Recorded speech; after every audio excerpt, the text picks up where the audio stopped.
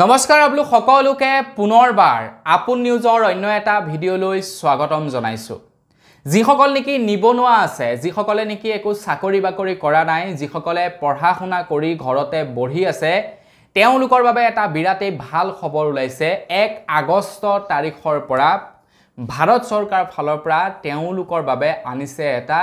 ধামাকাদাৰ আঁচনি যি আঁচনিৰ অধীনত এতিয়া আমাৰ ভাৰতবৰ্ষত বেৰোজগাৰ হৈ পৰি থকা প্ৰত্যেকজন যুৱক যুৱতীকে 15000 টকাকৈ আগবঢ়াব বুলি জনাইছে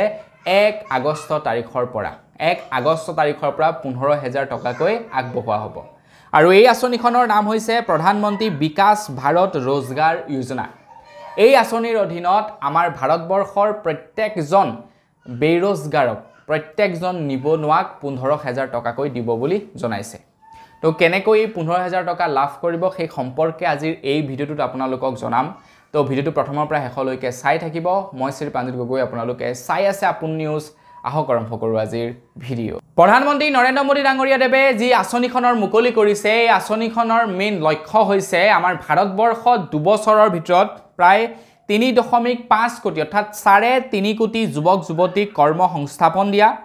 আৰু এই আঁচনিখনৰ বাবে প্ৰায় 99444 কোটি টকা খৰচা কৰা হ'ব বুলি জনাইছে এই আঁচনিখনৰ অধীনত প্ৰায় মানে 1 লাখ কোটি টকা মানে প্ৰায় 1 লাখ কোটি টকা খৰচা কৰিব বুলি জনাইছে এই আঁচনিখনৰ বাবে এই আঁচনিখনৰ আৰম্ভ হ'ব 1 আগষ্টৰ পৰা আৰু এই আঁচনিখন শেষ হ'ব 31 জুলাই 2027 চনত 31 জুলাই 2027 চনত এই আঁচনিখনৰ সমাপ্তি ঘটিব বুলি জনাইছে মানে প্ৰায় এটা 2 বছৰীয়া যাত্ৰা আৰম্ভ কৰিব প্ৰধানমন্ত্ৰী रोजगार योजनाৰ অধীনত এই আঁচনিৰ অধীনত 15000 টকাকৈ প্ৰদান কৰিব বুলি জনাইছে তো এই আঁচনিখনৰ মেইন লক্ষ্য কি কেনেকৈ 15000 টকাটো দিব নিবনুৱা যুৱক যুৱতীসকলক আমাৰ ভাৰতবৰ্ষত এতিয়া প্ৰায় 3.5 কোটি লোকক চাকৰি প্ৰদান কৰিব অনাগত 2 বছৰৰ ভিতৰত চৰকাৰীয়ে হওক বা বেচৰকাৰীয়ে হওক প্ৰায় 3.5 কোটি লোকক 2 বছৰৰ ভিতৰত চাকৰি প্ৰদান কৰিব বুলি জনাইছে ভাৰতৰ প্ৰধানমন্ত্ৰী নৰেন্দ্ৰ মোদী ডাঙৰীয়া দেৱে এটা চৰকাৰী চাকৰিয়ে হওক বা প্ৰাইভেটেই হওক চৰকাৰীত হলে চৰকাৰে দৰমহা দিব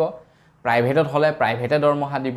তো জুনেই নহওক আৰু কোম্পানীয়ে দৰমহা দিব বা এফালে চৰকাৰে দৰমহা দিব তো সেই দৰমহাটো দিয়াৰ উপৰিও চৰকাৰে কি কৰিব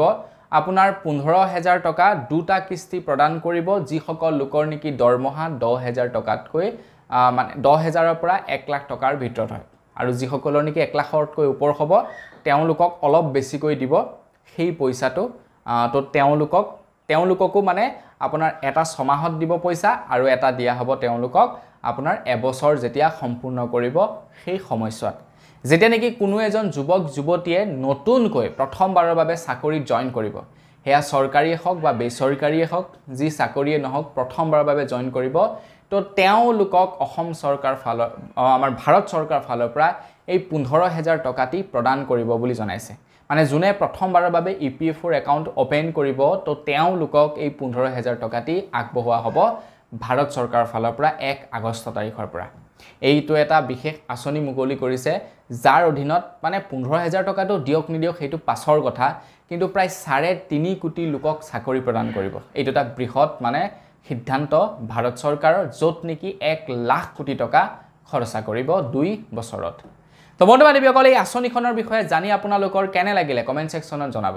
আজিৰ ভিডিঅ' জনাবলগীয়া খবৰ ইমানটোৱে খবৰটো জানি কেনে পালে সেইটোও জনাব পুনৰ এটা ভিডিঅ' লগ পোৱাৰ খালৈ বিদায় মাগিছো ধন্যবাদ জয় অসম।